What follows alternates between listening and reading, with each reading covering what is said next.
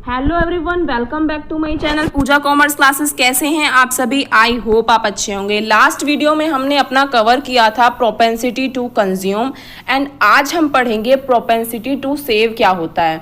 अगर आपने अभी तक लास्ट वीडियो नहीं देखा है तो आई बटन पे लिंक है, आप वीडियो देख सकते हैं। स्टार्ट करते हैं अपना आज का topic, propensity to save. Propensity to save में क्या होगा? आपने प्रोपेंसिटी टू कंज्यूम में पढ़ा था कि आप अपनी इनकम का कितना पार्ट कंज्यूम करते हैं, क्योंकि आप इनकम को 2 पार्ट्स में डिवाइड करते हैं। या तो आप उसको कंज्यूम करते हैं या फिर आप उसको सेव करते हैं। सो कंजप्शन करेंगे या आप उसे सेविंग करेंगे। सो इनकम को आप कितना कंज्यूम करते हैं वो आपकी होती है कंज्यूम, प्रोपेंसिटी टू कंज्यूम। ऐसा ही आपका होता है प्रोपेंसिटी टू सेव में कि कितना पार्ट आप सेविंग करते हैं। सो पढ़ते हैं प्रोपेंसिटी टू सेव में आपका एक होता है एपीएस एंड एक होता है आपका एमपीएस। एपीएस का मतलब होता है एवरेज प्रोपेंसिटी टू सेव, कि आपकी एवरेज प्रोपेंसिटी क्या है सेविंग की। नेक्स्ट होता है आपकी मार्जिनल प्रोपेंसिटी टू सेव। सो आप इसको डिटेल में समझेंगे। फर्स्ट पढ़ते हैं एवरेज प्रोपेंसिटी टू सेव क्या होता है। अब average propensity to save is the ratio between total saving and total income. क्या होता है एवरेज प्रोपेंसिटी टू सेव? आपकी टोटल सेविंग और टोटल इनकम जो होती है उसका रेशियो होता है। सिर्फ इतना सा ही है, इसमें कुछ ज़्यादा नहीं है। नॉर्मल आपका एपीएस क्या होगा? जितना भी आप सेव कर रहे हैं और जितनी भी आपकी इनकम है उसका रेशियो होगा। वो कैसे? जैसे मान लीजिए आपकी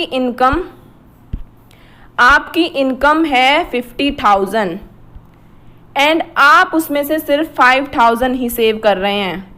सो ये आपका क्या हो जाएगा? 5,000 आप सेव कर रहे हैं, सो ये आपका हो जाएगा एपीएस। एपीएस आपने फाइंड कर लिया। जितना भी आपने सेविंग करा है अपनी टोटल इनकम में से उसको आप क्या कहेंगे? Average propensity to save. आपको फिर से रिपीट करती हूँ मैं, जिससे आपके माइंड में सेट हो जाए बिल्कुल। एवरेज प्रोपेंसिटी टू सेव क्या होता है? जितनी भी आपकी इनकम है उसमें से कितना पोर्शन आप सेव करते हैं। आपने 5,000 सेव करा है तो 5,000 अपॉन 50,000 कर दिया, क्योंकि आपकी 50,000 इनकम है। बट अगर आपकी 1 लाख इनकम है और उसमें से आप 10,000 सेव कर रहे हैं तो आप उसे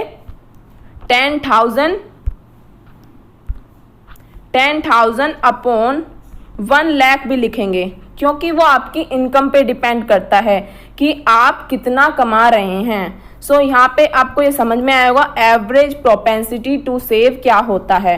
आगे बढ़ते हैं, शेड्यूल देखते हैं एवरेज प्रोपेंसिटी टू सेव का।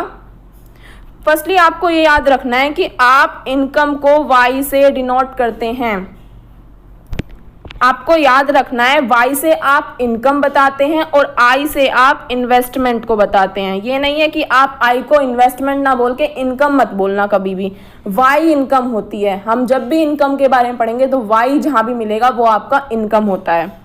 आगे शेड्यूल में दिखाते हैं आपको क्या है ये। शेड्यूल में दिखाया हुआ है कि जब आपकी 0 लेवल ऑफ इनकम है तब आप 20 रुपीज़ का कंजम्पशन करते हैं।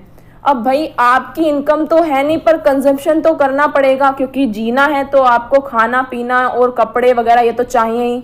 सरवाइव करने के लिए आप कंजम्पशन करते हैं। सो आप उस कंजम्पशन को कहाँ से कर रहे हैं? 20 रुपीज़ की सेविंग यूज़ कर रहे हैं आप अपनी पहले की। सो आपने यहाँ पे सेविंग करी है तो आपकी सेविंग कम हो गई है, आपको और कमाना पड़ेगा। अब नेक्स्ट है आपकी सिचुएशन में क्या है? आप यहाँ पे एपीएस फाइंड नहीं कर सकते क्योंकि आपकी 0 लेवल ऑफ इनकम है।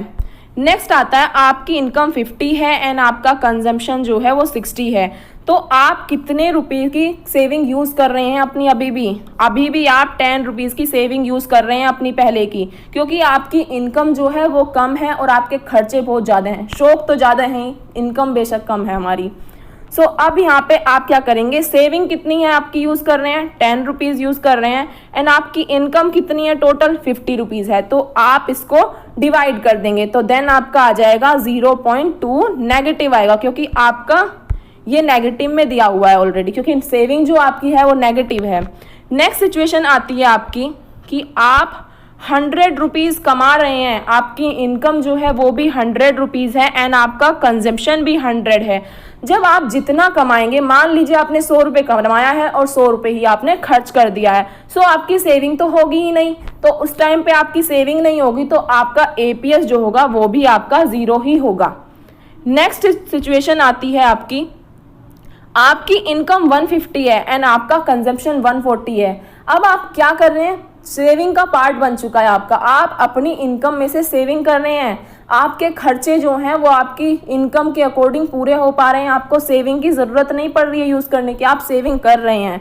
सो यहाँ पे आप ₹10 की सेविंग कर रहे हैं, तो ये सेविंग आप ऊपर लिखेंगे और नीचे आप लिखेंगे 150 अपनी इनकम को। सो आपका आंसर आ जाएगा। सो अभी आपने देखा सिचुएशन में कि आप जब भी आपकी इनकम कम होगी और आपका कंजम्पशन ज़्यादा होगा, सो आपका एपीएस जो है वो आपका नेगेटिव आएगा।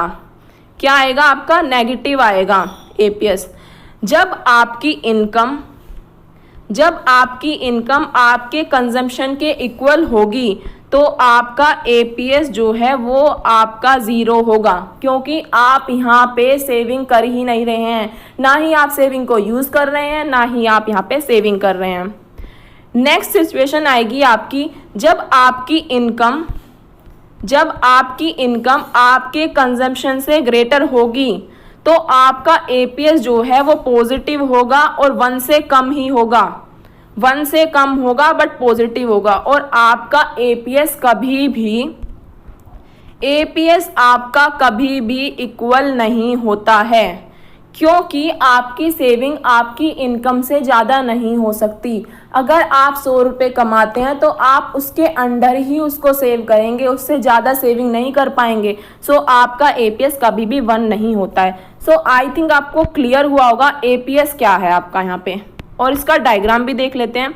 डायग्राम में कुछ अलग नहीं है, सिंपल बताया। पहले आपकी जो सेविंग थी वो नेगेटिव थी 20, फिर आपकी -10 हुई है और फिर आपकी जो सेविंग है वो 0 है, देन आपकी 10 हुई है। तो इसको इन्होंने ड्रॉ कर दिया है सेविंग को।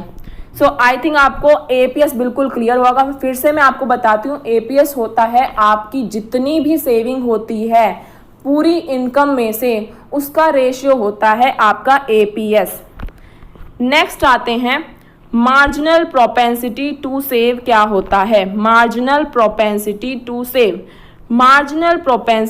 Save is the ratio between change in saving and change in income, कि हमारी सेविंग में कितना चेंज आ रहा है, कुछ अलग नहीं है। बस आपको ये याद रखना है कि आपकी सेविंग में कितना चेंज आ रहा है और आपकी इनकम में कितना चेंज आ रहा है, उसको बस फाइंड करना है। सो नॉर्मली क्या है, मान लीजिए आप पहले 50,000 कमाते थे, पहले आप 50,000 कमा रहे थे और अब आप कमा रहे हैं 60,000, तो आपकी इनकम में कितना चेंज आया है? आपकी इनकम में चेंज आया है 10,000 का।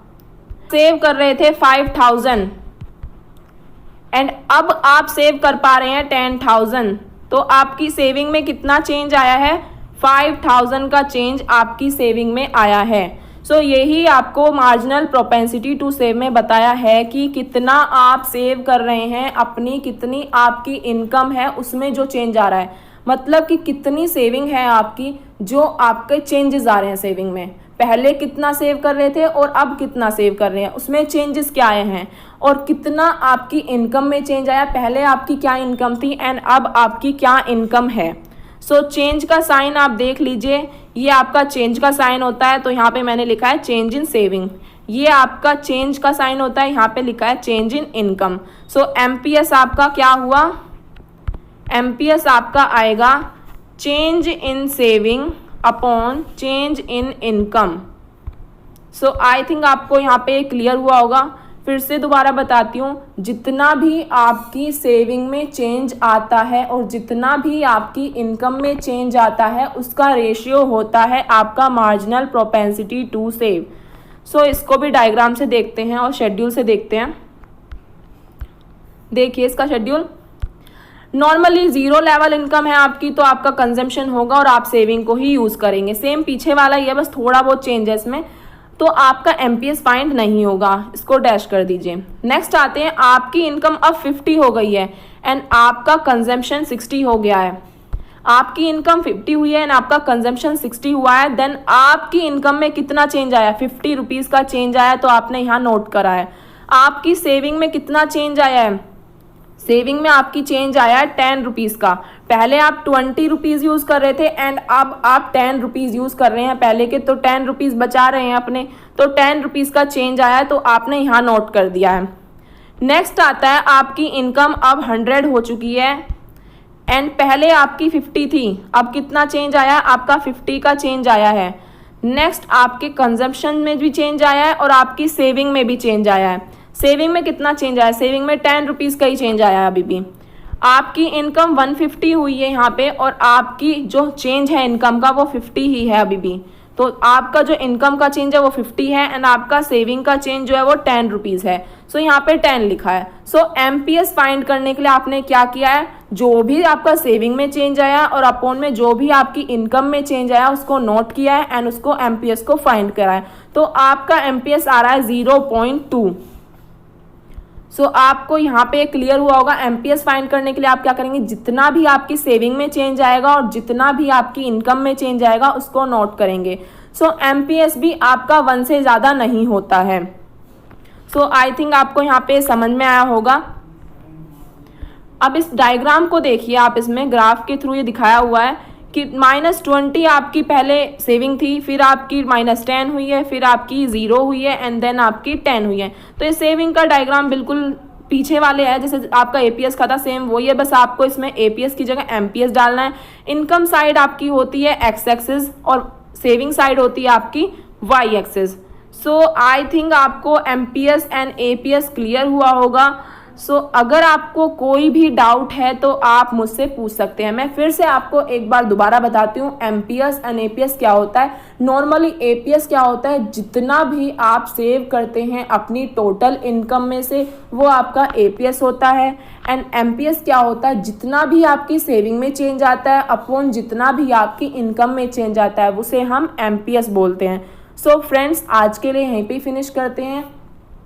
आपके लिए एक थॉट है, सफल लोग रास्ते बदलते हैं, इरादे नहीं, और असफल लोग अपने इरादे ही बदल देते हैं। सो अगर आपको सफल होना है तो कभी भी अपना इरादा मत बदलिए।